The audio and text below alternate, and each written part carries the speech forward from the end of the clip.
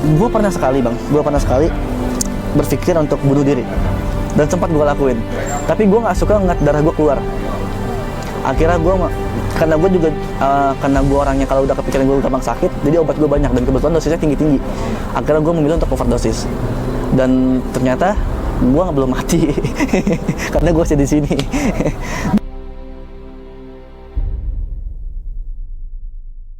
Halo semua, saya Hafiz dari Indonesia Darurat. Ya, Bu, udahannya berantemnya. Aku iri sama keluarga yang lain. Aku pengen keluarga kita juga harmonis, bisa liburan bareng, kumpul bareng, ketawa bareng, senang-senang deh pokoknya.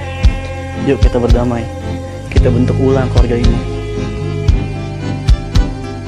Bila semua benci diakhiri dengan sebuah jabat tangan, ku yakin malaikat pun tersenyum melihat kita. Bila semua benci diakhiri dengan sebuah jabat tangan, ku yakin malaikat pun tersenyum melihat kita. Sudah cukupkanlah saling menyakiti dan saling membenci. Keluarga tak butuh ego sendiri dan juga berdalih.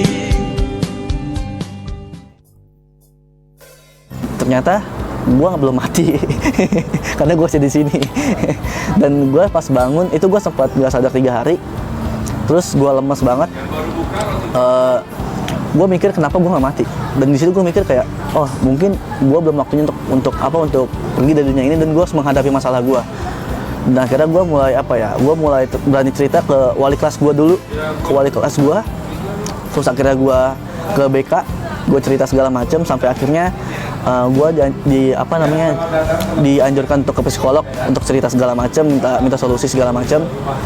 Ternyata yang jadi permasalahan gue tuh karena selalu lama memendam cerita gue, dan gue tidak pernah menyalurkan rasa amarah gue, pengelolaan emosi yang kurang baik. Akhirnya itu jadi menyerang diri gue sendiri, karena gue ngerasa depresi segala macam, akhirnya gue susah tidur segala macam.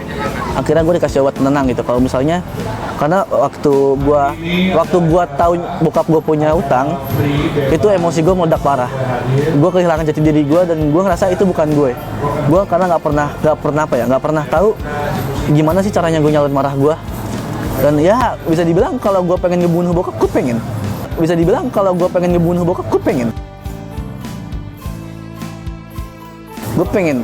Karena gue ngerasa gue begini karena tanggung jawab lo gitu. Gue nggak pernah minta di posisi ini, gue pun nggak pernah minta dilahirin ke dunia ini, tapi lo yang nyuruh gue buat lahir ke dunia ini. Tapi di sisi lain gue harus berterima kasih sama mereka, karena ibaratnya ya sebrengsek-brengseknya bokap gue, dia masih mengizinkan gue untuk hidup dan memberi gue nafkah segala macem. Jadi gue mikir kalau gue sampai ngebunuh itu sudah tidak di luar tidak etis lah. Jadi akhirnya gue berdebat sama batin gue sendiri, dan ya ada titik balik di mana akhirnya gue healing, gue mencoba healing, di mana gue ngelakuin me time segala macam. Gue keliling lah, gue sendirian gitu ke puncak segala macam, nyari suasana alam, dan ada satu titik balik di mana gue yang nggak pernah ketemu eyang bapak, maksud gue kakek dari bokap yang kebetulan udah meninggal, gue ketemu di mimpi, dan gue banyak ngomong sama beliau. Dan ya beliau yang bikin ngasih suntikan motivasi. Gue nggak tahu ya, yang namanya kita nggak tahu kalau pandangan sudut agamanya seperti apa kalau kita ketemu orang yang sudah meninggal gitu di mimpi.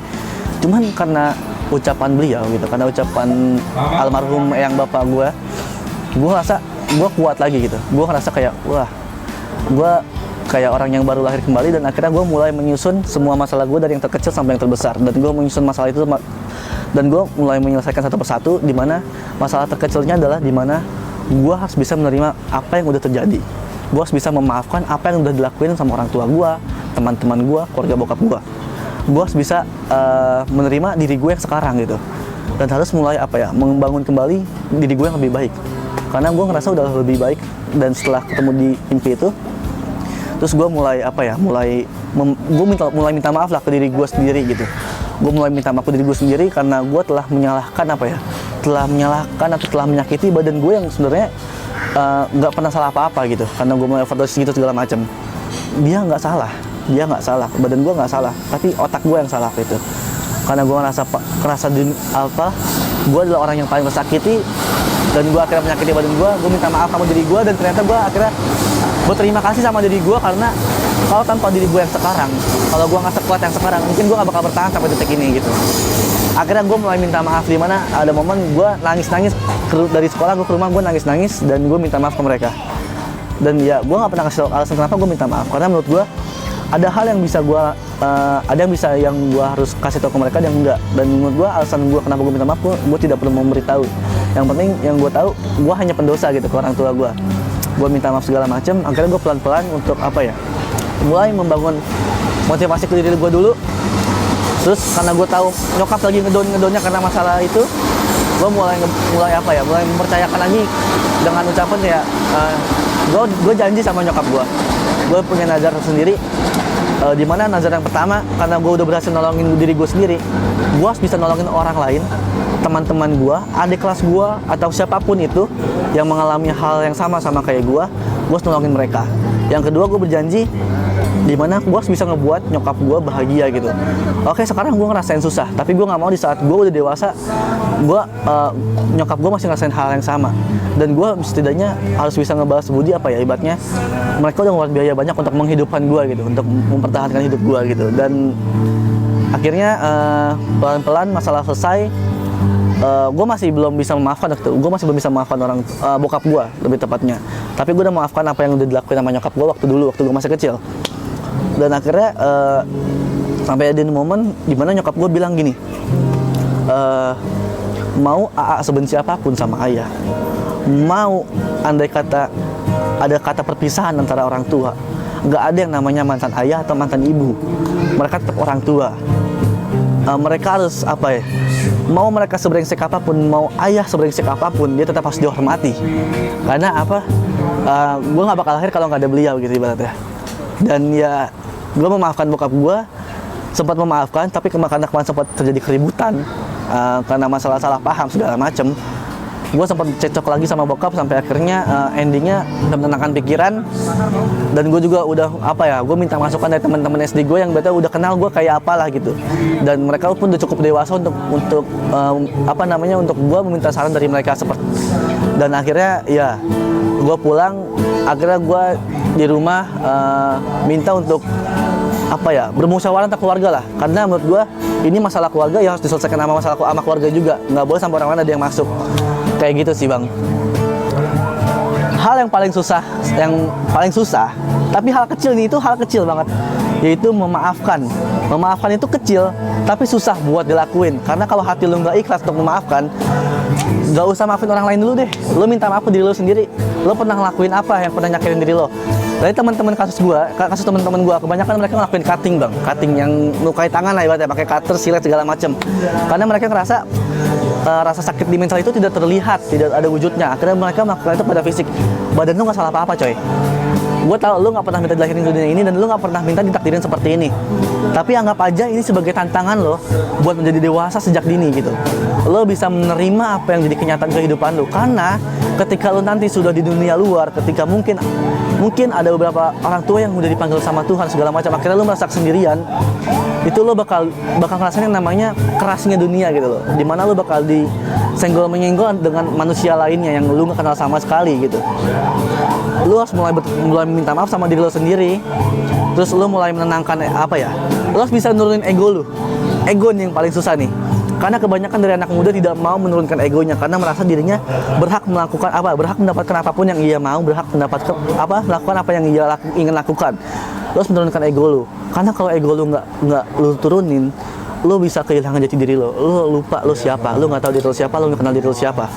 Setelah lu meminta maaf, lu nurunin ego, lu berterima kasih sama diri lo. Karena tanpa diri lo yang sekarang, lu nggak bakal bisa sekuat ini. Kayak gitu.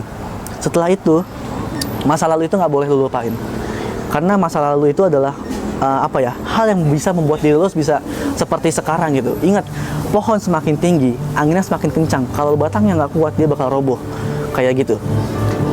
lu udah menerima masa lalu seperti apa, lu memaafkan apa aja yang udah terjadi di masa lalu, lu coba mulai apa ya, mempelajari apa sih kesalahan-kesalahan yang ada di masa lalu, apa yang sampai nggak boleh terjadi sama diri lo di masa depan, seperti itu.